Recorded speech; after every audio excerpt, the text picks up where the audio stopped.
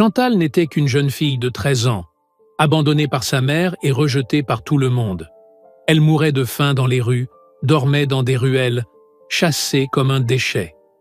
Un jour, elle croisa la route d'un cheval enragé qui avait déjà envoyé 3 hommes à l'hôpital et qui devait être abattu le lendemain. Mais cette nuit-là, l'enfant invisible fit quelque chose d'inimaginable. Elle apprivoisa le cheval.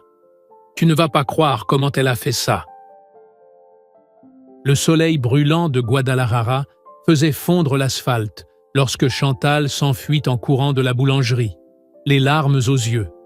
Le boulanger lui avait crié des insultes, la traitant de sale gamine et de bonne à rien, simplement parce qu'elle avait demandé un morceau de pain rassis. À 11 ans, ses pieds nus connaissaient chaque pierre des rues, chaque recoin où se cachaient des regards pleins de mépris. Chantal était une jeune fille noire, aux cheveux crépus et aux grands yeux brillants, même dans la tristesse. Depuis 5 ans, elle vivait seule, après que sa mère, Yolanda, l'eut abandonnée sans un mot. Depuis, elle survivait en mendiant, dormant dans des ruelles sombres et fuyant ceux qui la chassaient comme un animal nuisible. « Pourquoi tout le monde me déteste ?» murmurait-elle en marchant dans les rues poussiéreuses. « Je n'ai rien fait de mal. » Son ventre criait famine. Cela faisait 2 jours qu'elle n'avait mangé que quelques miettes trouvées dans les ordures d'un restaurant. Son corps maigre tremblait, mais elle continuait à avancer, à la recherche d'un endroit sûr pour la nuit. Lorsque le soleil commença à se coucher, teintant le ciel d'orange et de rose, Chantal arriva à la périphérie de la ville. Là se trouvait le Ranch Aguilar, une vaste propriété avec plusieurs maisons, écuries et enclos remplis de chevaux. Elle y était déjà passée, prenant toujours soin de ne pas se faire remarquer par les employés. « Dégage d'ici, la noiraude !» lui avait lancé un homme bedonnant un jour. « T'as rien à faire ici, va traîner ailleurs !» Mais ce soir-là, Chantal était bien trop épuisée pour aller plus loin. Elle se cacha derrière un tas de branches sèches, près d'un enclos un peu à l'écart des autres. Le lieu semblait abandonné, entouré de planches de bois vieillies et d'un portail rouillé. C'est alors qu'elle entendit des voix agacées s'approcher. Chantal se recroquevilla davantage, essayant de ne faire aucun bruit. « Ce foutu cheval a déjà envoyé 3 gars à l'hôpital ce mois-ci !» grognait Ramon, le contremaître bougon et corpulent. Aujourd'hui encore, il a failli casser la jambe d'Osvaldo quand on a essayé de lui mettre la selle. On a tout tenté, fouet, corde, calmant, rien ne marche, répondit un autre ouvrier, essuyant la sueur de son front. Ce bestiau, c'est le diable en personne. Le patron Fernando a raison, soupira Ramon. Twister ne peut pas rester ici, il est bien trop dangereux. Chantal jeta un œil à travers les branches et aperçut un cheval immense, noir comme la nuit, tournant en rond dans l'enclos. C'était l'animal le plus beau qu'elle ait jamais vu, mais dans ses yeux brillait une rage sauvage. Il soufflait bruyamment, frappait le sol de ses sabots et mordait tout ce qui s'approchait de la grille. « Ce cheval est maudit, je t'en donne ma parole », murmura Ramon en faisant un signe de croix. « Depuis qu'il est là, c'est que des problèmes. Il n'y a qu'une seule solution, l'abattre. » « Tu as raison, » acquiesça Fernando, un homme grand, au regard dur et à la moustache grisonnante. « Demain matin, je prépare les papiers. Twister doit mourir avant qu'il ne tue quelqu'un pour de bon. » Les hommes s'éloignèrent, laissant l'enclos dans un silence pesant. Chantal observa le cheval à travers la vieille clôture en bois. Twister avait cessé de s'agiter. Il marchait désormais lentement en cercle, tel un prisonnier dans sa cellule. Un pincement serra le cœur de Chantal. C'était comme si elle se voyait dans un miroir. Comme elle, cet animal était rejeté, craint, considéré comme un fardeau à éliminer. « Toi non plus, t'as personne », murmura-t-elle, les yeux embués de larmes. « Tout le monde a peur de toi, comme ils ont peur de moi. » Lorsque la nuit tomba et que toutes les lumières du ranch s'éteignirent, Chantal sortit de sa cachette. Ses jambes maigres tremblaient de peur et de faim, mais une force étrange l'attirait vers l'enclos. Elle marcha lentement jusqu'au vieux portail en bois, veillant à ne pas faire de bruit. Twister s'arrêta et la fixa de ses yeux brillants. Un long instant, la fillette abandonnée et le cheval sauvage se regardèrent en silence, reconnaissant chez l'autre la même douleur, la même solitude. « Salut !»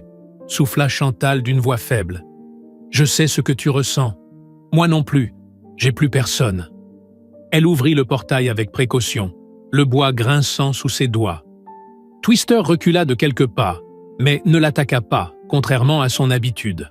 Chantal entra dans l'enclos et s'assit à même le sol poussiéreux, adossé à la clôture. « Ils veulent te tuer demain, » dit-elle doucement, regardant le cheval. « Moi, c'est pareil. Les gens pensent qu'il vaudrait mieux si je disparaissais aussi. » À sa grande surprise, Twister fit quelques pas prudents vers elle. Ses muscles restaient tendus, prêts à fuir, mais quelque chose dans la présence calme de la fillette le rassurait. « Je ne te ferai pas de mal, » murmura Chantal, tendant une petite main sale. « Promis !» Le cheval huma l'air, percevant qu'elle était différente de tous ceux qui avaient tenté de le dompter. Il n'y avait ni violence dans ses gestes, ni peur ou colère dans sa voix. Juste une profonde tristesse qu'il connaissait trop bien. Lentement, Twister s'allongea à quelques mètres d'elle, la surveillant encore du coin de l'œil. Chantal sourit pour la première fois depuis des semaines. C'était la première fois depuis bien longtemps que quelqu'un ne la repoussait pas. « Merci, » souffla-t-elle, les paupières lourdes.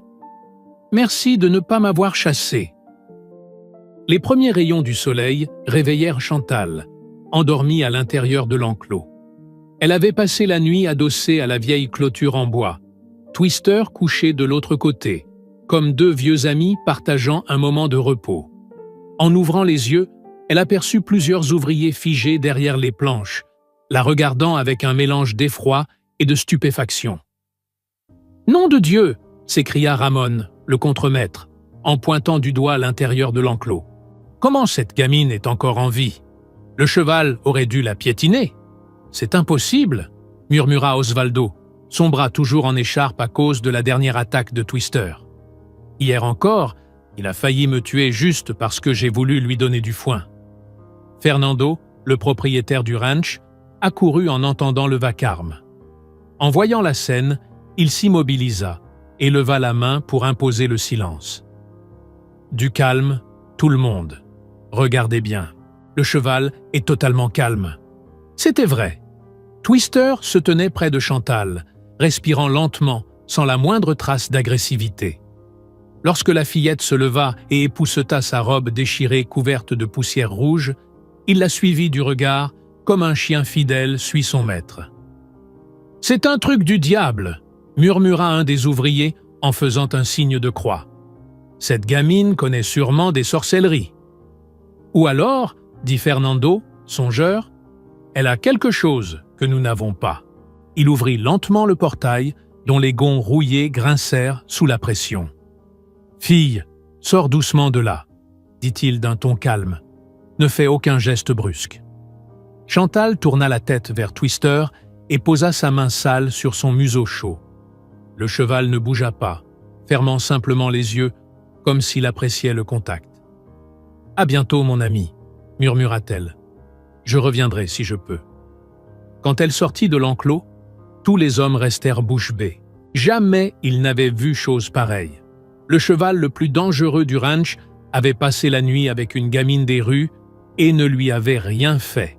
« C'est le malin, patron, je vous le dis !» grommela Ramon en secouant la tête. « Cette môme a jeté un sort à l'animal. La seule chose qu'elle a faite, c'est de ne pas avoir eu peur de lui, » répondit Fernando en fixant Chantal qui s'éloignait lentement. Et peut-être que c'était tout ce dont Twister avait besoin. Fernando l'interpella avant qu'elle n'atteigne la porte principale du ranch.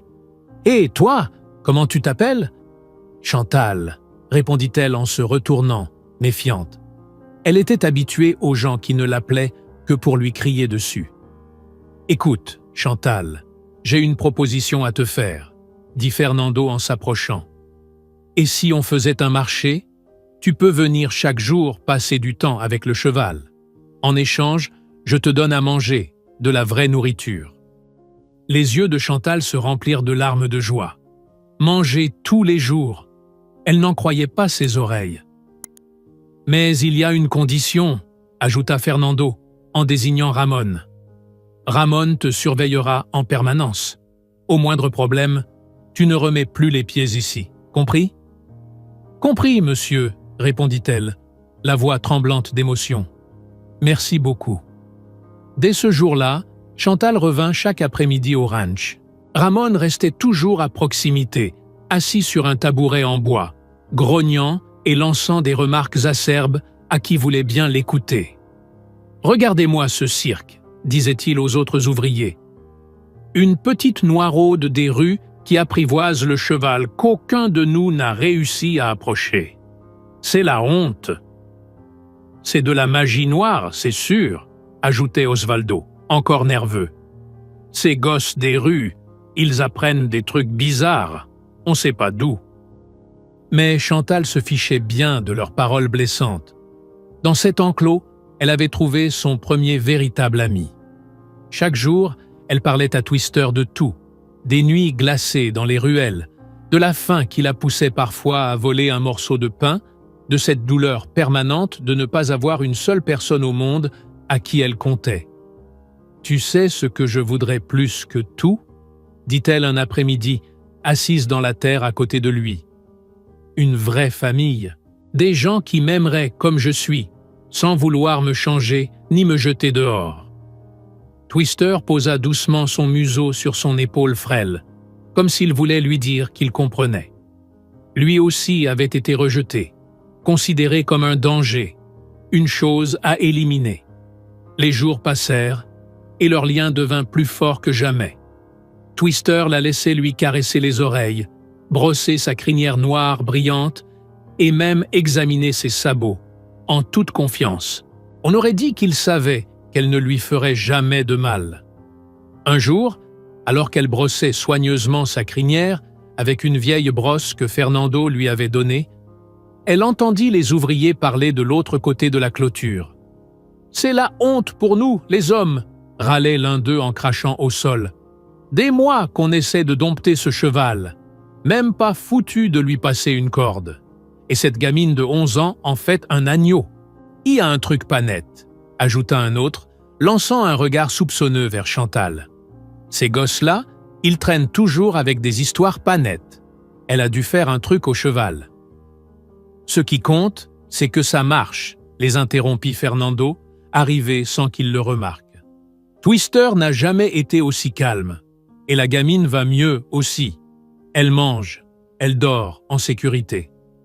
Chantal fit semblant de ne pas écouter, mais son cœur battait à tout rompre.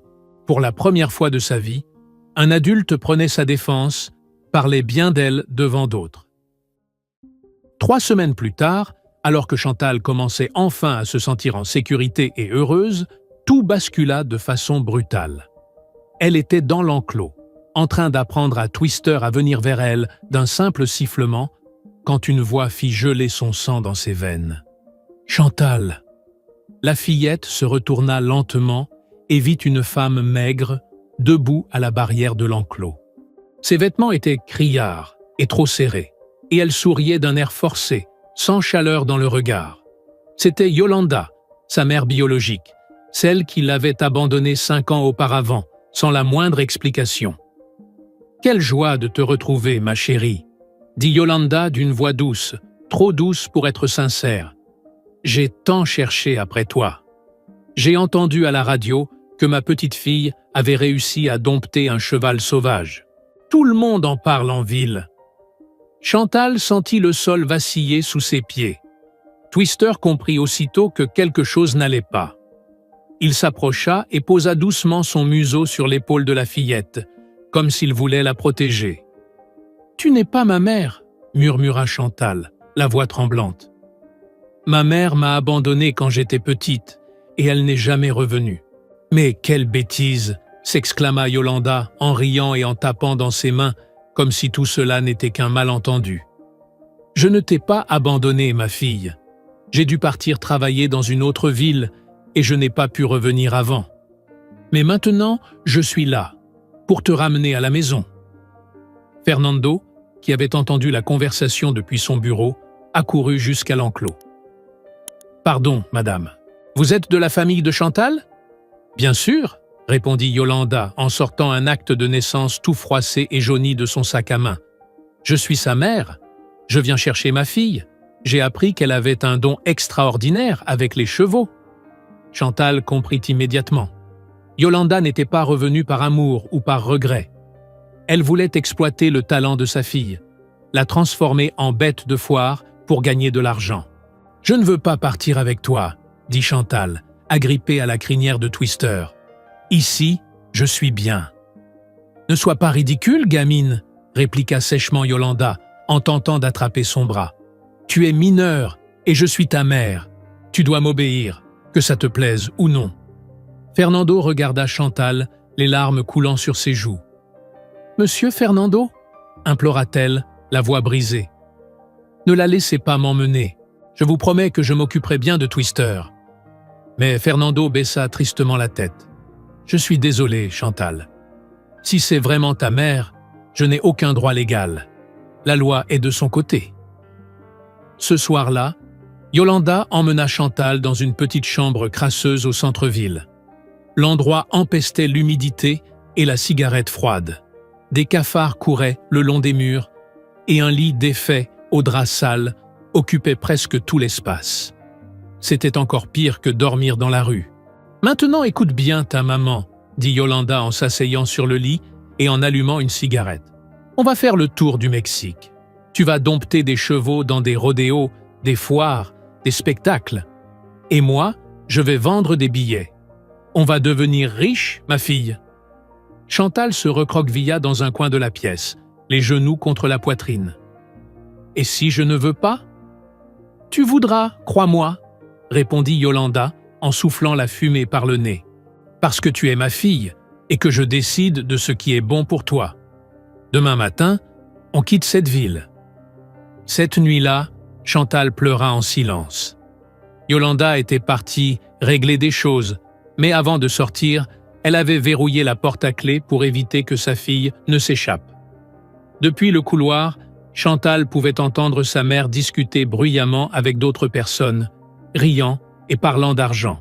« Ma fille dompte n'importe quel cheval, même les plus féroces, » fanfaronnait-elle. « C'est un don qu'elle tient de moi, on va se faire une fortune. » Chantal ferma les yeux et pensa à Twister. Une certitude horrible s'empara d'elle. Sans elle au ranch, Fernando allait faire abattre le cheval, car Twister était redevenu indomptable. Son seul véritable ami allait mourir, par sa faute. Pour la première fois de sa vie, quelqu'un avait vraiment besoin d'elle. Et elle ne pouvait pas abandonner Twister comme on l'avait abandonné. Elle devait agir. Et vite. Chantal attendit que Yolanda s'endorme, puis s'enfuit par la fenêtre de la petite chambre crasseuse. Il était 4 heures du matin lorsqu'elle se mit à courir dans les rues sombres de Guadalajara, le cœur battant à tout rompre. Elle devait atteindre le ranch avant qu'il ne soit trop tard pour sauver Twister. Lorsque le soleil se leva, colorant le ciel d'orange et de rose, elle aperçut enfin les grilles du ranch Aguilar. Ses jambes la faisaient souffrir, mais elle ne ralentit pas une seule seconde. En approchant de l'enclos, elle vit qu'une foule s'était rassemblée autour de la clôture. La rumeur du sacrifice s'était répandue dans le quartier et beaucoup étaient venus voir le célèbre cheval indomptable une dernière fois. Fernando se tenait là, une chemise froissée et un dossier de papiers à la main, attendant l'arrivée du vétérinaire chargé de l'euthanasie. Twister courait comme un fou à l'intérieur du corral, tel un condamné conscient de son exécution imminente. Ses yeux brillaient de panique et ses sabots frappaient le sol avec une telle force que la poussière s'élevait dans l'air. « Quelle tristesse !» commenta une vieille dame. « On m'a dit qu'une toute petite fille avait réussi à apprivoiser ce cheval sauvage. »« C'est vrai, » répondit Fernando, la voix lasse. « Mais elle est partie avec sa mère. Sans elle, le cheval est redevenu incontrôlable. »« Regardez !» s'écria soudain quelqu'un. « C'est la fillette. Elle est revenue. » Tous les regards se tournèrent vers Chantal, courant à toute vitesse vers l'enclos, ses cheveux crépus volant au vent, le visage sale couvert de larmes. Derrière elle, bien plus loin, arrivait Yolanda, criant et insultant à plein poumon. « Chantal, reviens ici tout de suite, espèce de petite ingrate. Tu n'as pas le droit de me désobéir. Je suis ta mère. » Mais Chantal ne s'arrêta pas. Elle bouscula les gens devant le portail du corral et entra en courant.